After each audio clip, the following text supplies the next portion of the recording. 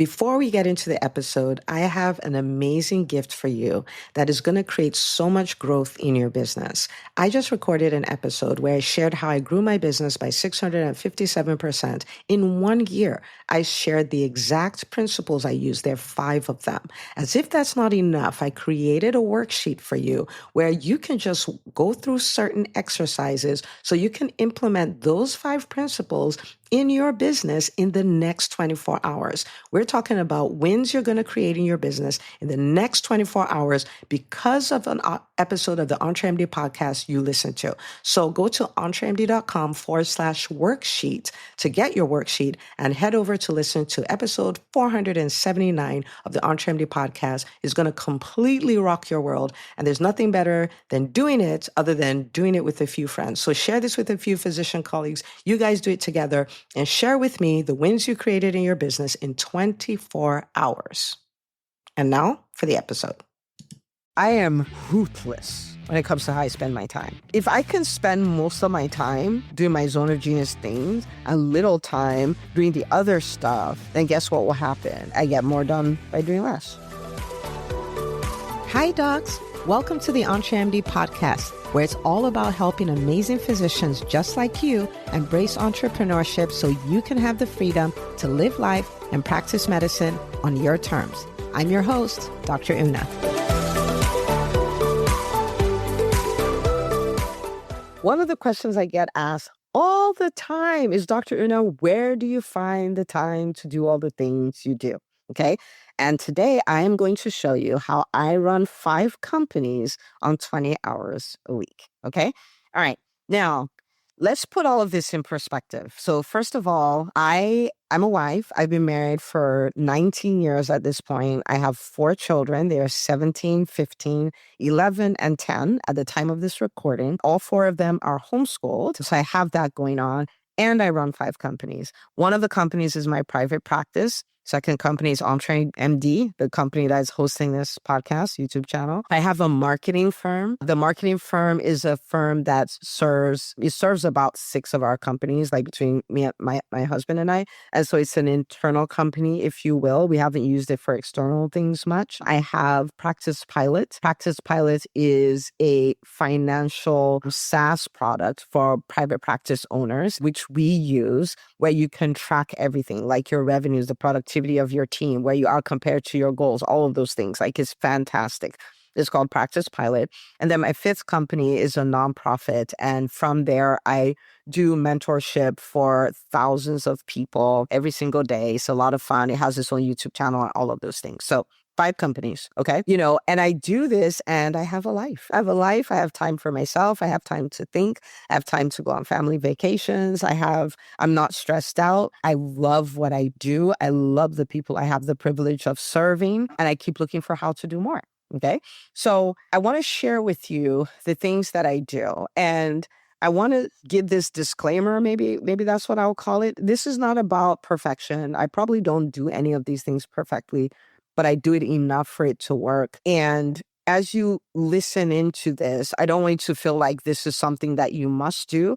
I just want you to take 1, 2, 3 great ideas and implement it in your own business and your own life. So at the end of this episode, after you implement these things, you would have bought back maybe 5 hours a week, 2 hours a week, 10 hours a week, 20 hours a week, depending on how you can use this, okay? So in the EntreMD Business School, the way we put it is we say we observe, we don't judge, right? And so I want you to observe this and kind of take what works for you at this stage, this phase of your business and your life, and just go make it better. You see what I'm saying? Just make it better. Okay. So there are 5 things that I do. I took some time to think about this, and I'm gonna give you the 5 things.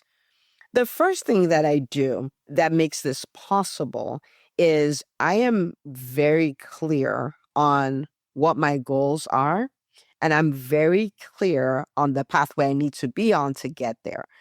The more clarity you have with this, the reason why this is so important is that it eliminates waste. When shiny objects come your way, it's very easy to say no because you're like, this doesn't line up with my goal and this doesn't line up with my path, so I'm going to pass.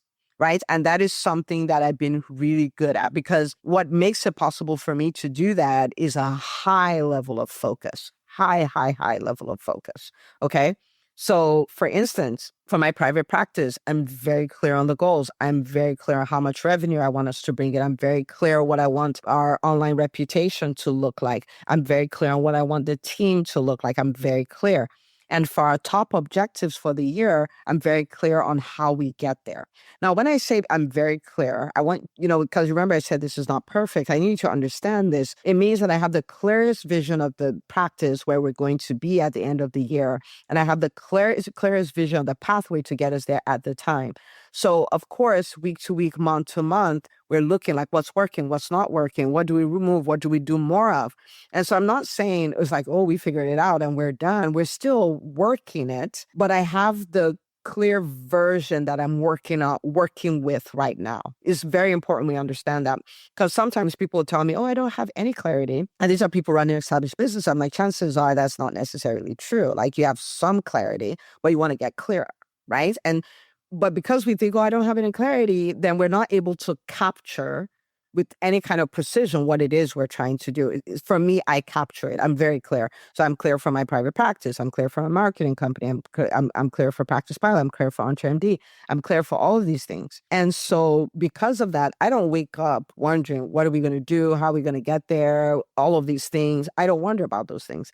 If there's a shiny object that presents itself, I'm like, this doesn't line up with anything I'm trying to do or anything I want to do. And so I just say no to it, right? So for instance, if I want to take EntreMD to 10 million, there are a number of different pathways that can take me there, but I have to choose which one it's going to be, right? Like, I have to choose which one it's going to be, and I start working the path. So because of that, I do a lot less things. I'm not fuzzy. I'm not distracted by what other people are doing. I can literally look at it and go like, wow, that is so nice. I'm happy for them, and I keep it moving. It never occurs to me, oh, should I add this to my business? Except it's something that's in line with where I'm trying to go. But if it's not, it's not. And I'm just like, wow, amazing for you. And so what that does is that it eliminates so many time wasters.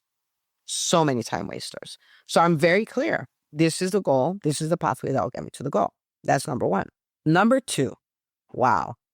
Now, number two, I'm so grateful I get to do, and that is I operate in my zone of genius.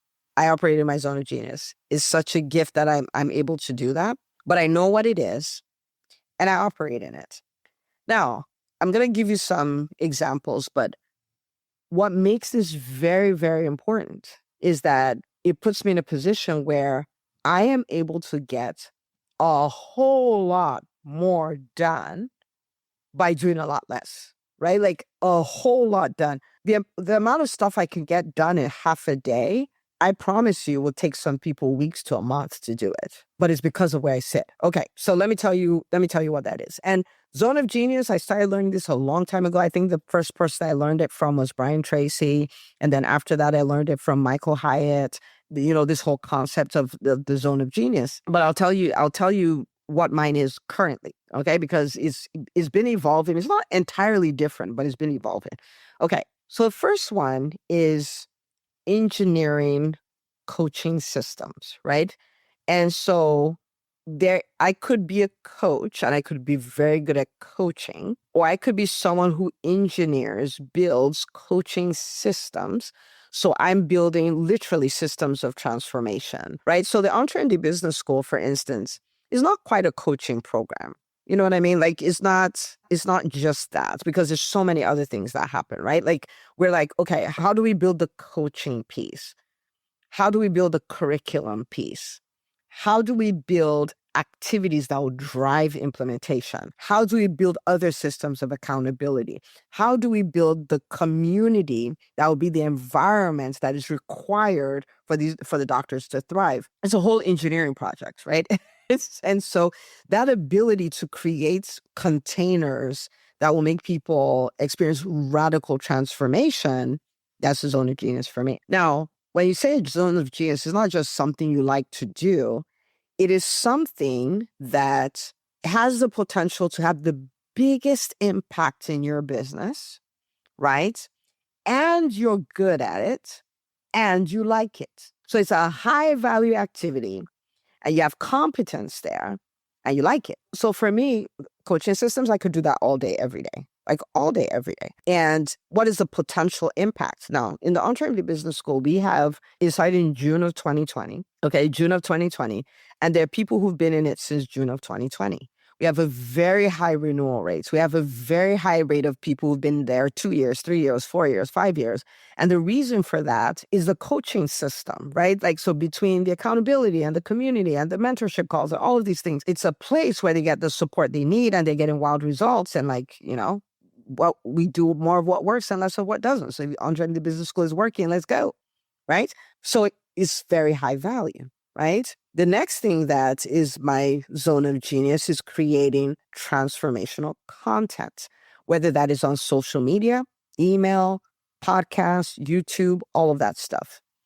Now, what is the value of that? Well, my assignment is to disrupt the physician community and rewrite the narrative. Okay. The new norm for physicians now being this place where we're free to practice medicine on our terms, free to live life on our terms. We have financial freedom, time freedom, and freedom to pursue purpose. Like we have the freedom to do that. And in order to do that, I'm going to need to have content that can change the mindsets, the ideologies, the philosophies, the way of acting, the way of getting results, the possibilities for physicians, whether they work with me or not, right? And so I do that through the podcast, I do that through a YouTube channel, I do that through social media, and it's such a game changer, okay? So many stories I've heard over the years. Actually, why don't we do this? Take a screenshot of this podcast episode and then post it on your social media and just say, hey, this is what this podcast has made possible for me. Okay, or whatever that is, just put your story there and tag us, hashtag EntreMD. I'll come amplify it. I'll come make some noise, but it really warmed my heart to know, like, you're listening to the podcast. How is it making a difference in your life, in your business, right? So it's very high value and it is one of the best employees in my business because when people listen to the podcast, they're like, oh my goodness, if I'm getting all these wins from the podcast, what will happen if I actually work with Dr. Una? They come in, everything changes. Okay. So it's very high value and I'm good at it and I like it. Right. And so that's the second zone of genius. I want you to think about this already. If I build a coaching system that is able to create 6, 7, or multiple 7-figure entrepreneurs, and I create this content that's changing the lives of everybody who listens to it, and it's a nurturing tool, right? Inviting people to come into the EntreMD Business School. Think about the results it's creating. And it's 2 activities. Like it's 2 areas. Okay. And then the third one is collaboration. Okay. And that has 2 parts to it in a way, is collaborating with my team. How am I creating results through my team? I have, great teams across all of these companies. I don't work in any of them by myself. And I have people who do phenomenal work. And so when I collaborate with them, I'm able to get so much done through them. And then on the other side is collaboration with other people within the physician space who have same ideologies, or people who can, like for instance, people who could invite me to be a guest on a certain podcast or open a door for me to speak at a conference, or they're like, oh, I have a community of, 10,000 private practice owners. Would you come talk to them? And things like that. These are all people that I can collaborate with, right? And so these 3 activities are very high level. I'm really good at them. And I like doing them. I love doing them, most of them, right? And so I operate from there. I spend a lot of time there. I spend most of my time working on the things within my zone of genius. And that leads to high level impact in less time, not more time, because we're talking 3 things. Now, it's not only 3 activities, but it's 3 categories of activities. This is huge. And you may not be able to find it right away, but you want to start thinking, what is my zone of genius? You ask the people around you. Like if somebody asked you what my zone of genius is, what would you say? And it's worth exploring it. And it's okay if you can't figure it out right away. That's okay. Okay. The third thing is I am ruthless when it comes to how I spend my time. I'm ruthless about how I spend my time. So let me explain what that means. It means a number of things. It means that I spend most of my time doing my highest level activities. Okay, so my zone of genius activities. I spend most of my time doing that. That's what that means. It also means I'm clear on the 80% activities, right? These are the activities that, other people can do. Maybe they should be thrown away altogether, or they move the needle very little. I am ruthless about keeping those things off my calendar. Ruthless, ruthless, ruthless about keeping them off. Because if I can spend most of my time doing my zone of genius things and little time doing the other stuff, then guess what will happen? I get more done by doing less, right? So I'm very ruthless. And so when I get invitations to do things that I'm not supposed to do, my answer is no. My answer is no. You might be thinking, well, Dr. Una, like, I'm not at a place where I can spend most of my time operating in my zone of genius because I'm just not there. I don't have the team. I don't have, all of those things. Remember what we said in the beginning. This is a progressive thing, right? And so I want you to think of it in this way. Like, could I spend one more hour on my zone of genius? Could I get this off my plate to a team member I already have? Because what I have found in talking to physicians is many physicians are paying team members to do things and the physicians are still doing them. Okay. So let me get this one thing off my plate so that I can spend more time. It could be an hour, it could be 2 hours, it could be 3 hours in this zone of genius activity. Maybe for you, it's just, the big win is you find what your zone of genius is, right? Like, yeah. Okay. So maybe that's even the thing. But the way I like to think about it is if I was a savvy $1 billion investor, how would I think about spending money? How would I think about investing money? That's the same way I want to think about investing my time because time is more valuable than money, right? And if someone can be diligent in managing money, I can be diligent in managing my time. Okay. I'd like to use the word invest better. Okay. All right. So that's number 3. Okay. What are the things I do? Number 4, I treat team building as a top priority. Okay. So it's either number 1, number 2, or number 3, but it's all the way up there. Okay. When I started off, team building was like, oh man, like building this team, talking to people, telling them what to do, coaching them to do it properly, training them to do properly, holding them accountable, evaluating them. I don't want to do any of those stuff. So it was like this thing that was on the side, that was a bother, that was optional, and all of that stuff. Let me tell you something. I treat team building as importantly as I treated sales in the earlier days of my business. When I say that, please don't think I mean I don't sell. I sell all day, every day. That's not what I mean. What I do mean is that it's a top level activity. I prioritize it. I spent literally, I was working with my my practice administrator for my private practice, and we had a 1-hour training session, and the entire session was co-creating her calendar, like troubleshooting her calendar so we can discover how she can spend most of her time functioning on her highest level activity. So that means, what do we need to delegate? In order to delegate, what team member do we need to train? All of this stuff. We worked on it for an hour. And to me, that was some of my most important work, because think about it. If she's not able to use 80% of her time in her zone of genius, what does that mean for the company? What does that mean for her? Like, her feeling about how she's doing and what she's bringing to the table and the level of significance and all that. And of course, the way you do one thing is the way you do everything. So of course, the ripple effect is going to be seen in her personal life, right?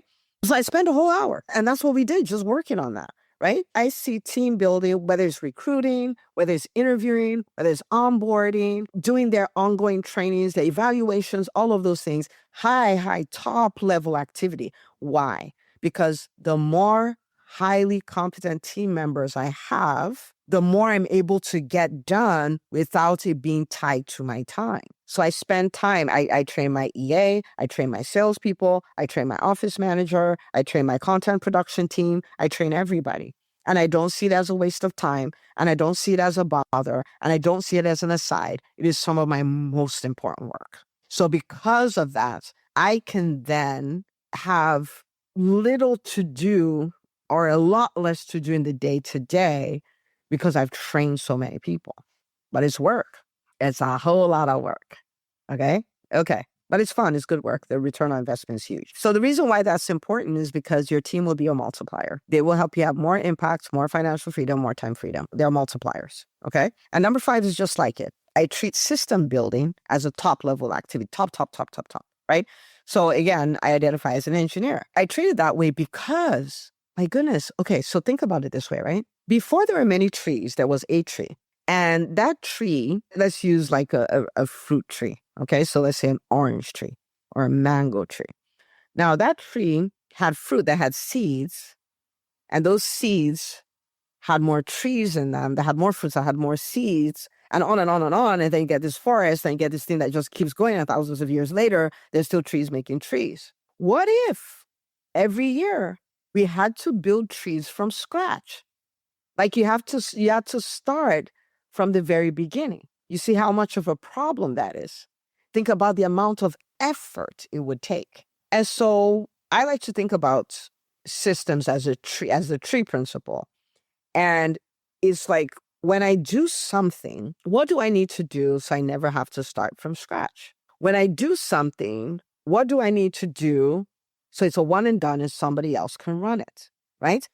And so you start thinking about SOPs, standard operating principles, procedures, and you start thinking of those things and start creating them, because it reduces the amount of time it will take to re-engineer everything else from the scratch. And so if you're onboarding a team member, are you recording some of that stuff so you don't have to start over the next time that you do it?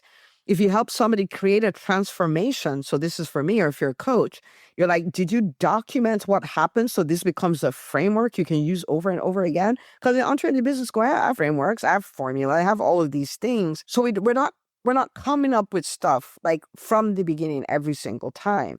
And so the more I can build systems, the more I can get my time back, right? And so I tend to think in that way. Okay, so if I'm onboarding somebody, I'm documenting the whole process. It's a one and done. If I'm thinking this is the way we create revenue, I'm codifying that into a framework, right? So we have like the revenue generation framework. In the profitable private practice movement, which is, specifically for private practice owners, I taught them the profitable team meeting templates. Like you want to meet with your team. You're not just, oh, what do we talk about? The weather is nice. What you did yesterday was amazing. No, there's these things. 1, 2, 3, 4, 5, 6, 7. And you can just run through them. And it's kind of like your SOAP note. It's like your ACLS. Like once you've done it a number of times, it's stuck in your brain, and you can run a high level profitable meeting with your team without even referring to it. What is that? It's a system. So we're not trying to engineer it from the ground up every single time, because that is such a time waster. So these are some of the things I do, okay? I'm clear on my goals. Oh, clarity will save you so much time. I'm clear on my goals and the path. I operate in my zone of genius. I'm ruthless about how I spend my time. I treat team building as a top level activity. I treat system building as a top level activity. And then what it does is it puts me in this position where I can get a whole lot done. Right? Because those 5 companies, those are some of the things I do. Some other things I do. I co-pastor a church with my husband, which is a whole other thing on its own. Homeschool my kids, which is a whole other thing on its own. Right? But how do I get to do all of these things? Is some of these systems, and I use them professionally. I use them at home as well. Right? Okay. So what I want you to do, we created a worksheet for you on this one. So EntreMD.com/worksheet. And I want you to kind of walk through the activity. And the goal of the activity is to get you to where you're able to say, oh, I'm going to do these 3 things. And this is actually saving me 2 hours a week, 5 hours a week, 10 hours a week, 20 hours a week, right? And I'm not making up these numbers. These are things doctors in the EntreMD Business School experience all the time. Like we had a doc who came in, and within her first 2 weeks, she was like, oh my goodness, I just bought back 10 hours a week. 10 hours a week. That's 520 hours a year. That's a whole lot of hours. It's a whole lot of hours. So I want you to do that, because this is still like, think about it with me for a second. Just think about it. 5 extra hours a week, 10 extra hours a week. Think of it. Think of being able to sleep better. Think of being able to maybe finally work out, because that's what you want to do. Think of being able to spend quality time with your family because you bought your time back. I would love that for you. And it all starts with, you've listened to the episode. Now go do the worksheet, okay? Do the workshop thing right there and buy back your time. Don't believe the lie that because you're a physician or a physician entrepreneur, you've lost your life. You haven't. But skills are required. A new way of thinking, new way of operating is required. And you can do it. And I'm rooting for you, okay? All right. I will see you with your worksheet. See you on the next episode.